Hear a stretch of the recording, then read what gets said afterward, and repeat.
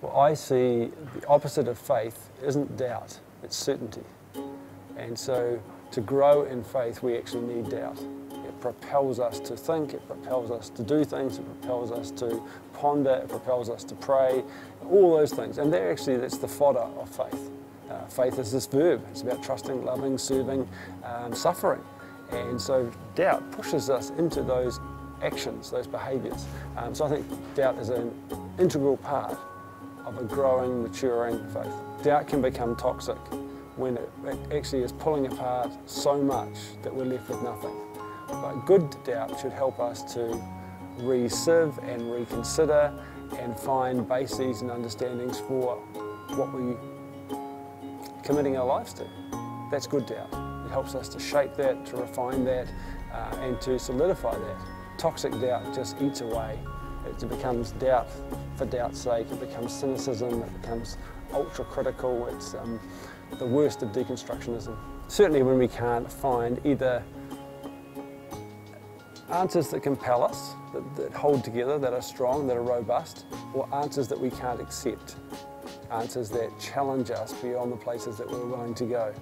So sometimes we maybe are given an answer, but for personal lifestyle choices or ambitions or whatever it is, we don't want to embrace that answer because that answer would require more of us. And maybe that's the challenging part, actually. Doubt should propel us to go deeper into God. You know, when the old saying about our well being like our experience of God, there's water in the well, that's the sense of the Holy Spirit, the life of God, the experience of God. When your well runs dry, what do? The only option is to dig deeper. The Christian faith says don't go looking for other wells and don't just sit on the edge of your well thinking, there's no water, I'll wait for the water. It's time to dig. But often when we dig deeper into God, we realise that God is asking more of us than what maybe we're willing to give. Someone like Jacob in the Old Testament, he has this encounter of wrestling with a man or an angel, and in that encounter he's fundamentally changed.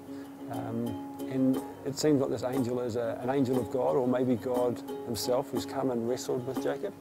And what you see there is that Jacob is transformed. God says to him, you'll no longer be called Jacob, but Israel. And Israel means the one who wrestled with God, the one who contended with God. And to me, the remarkable thing is that that's the name of the people of God in the Old Testament. They're not Abrahamites or Isaiahites, they're Israelites. They're the people who follow after the one who wrestled with God and contended with God. But in that process, Jacob's also changed. He's wounded, his hip is out of joint, and he walks with a limp from then on. And I think doubt does wound us. We don't just come back the way we were. But he also talks about having seen God face to face. He calls the place Peniel. He piles up the rocks and goes, I'm going to remember this. This is where I met God. But it was in doubt, it was in wrestling, it was fighting with God.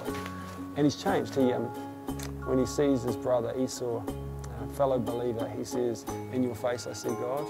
And so he begins to see God in places and others in a way that he hadn't before.